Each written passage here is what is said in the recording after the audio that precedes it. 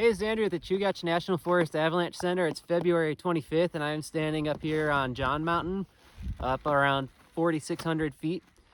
The snowpack down here in Summit Lake is kind of tricky right now. We're getting some mixed results in our snow pits. We're seeing in some zones, we're finding weak faceted snow buried deep down at the bottom of the snowpack. It can be anywhere from, in some shallow areas, it's only 2 feet deep. In deeper parts of the snowpack, it can be like 6 feet deep.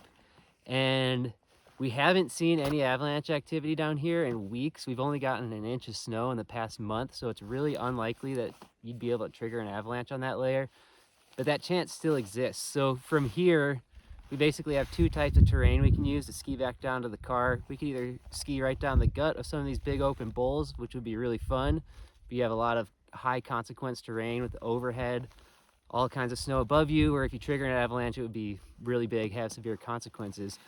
Or what we can do is choose a route where we break up that steeper terrain into smaller chunks. We have less overhead hazard, a little bit more forgiving terrain downslope. We're still getting on steeps, but we're just not fully committing to the biggest terrain. So that's where we're at right now. It's going to be kind of status quo for the next few days until we see the weather pick up this weekend. We're expecting a little bit more snow and probably see some wind come along with that, and that's going to make a whole different set of avalanche problems, with avalanches more likely failing near the surface on these weak facets and surface wear that have formed over the previous few weeks. It's pretty complicated down here right now. We'll give you the full info and up-to-date information at chugachavalanche.org.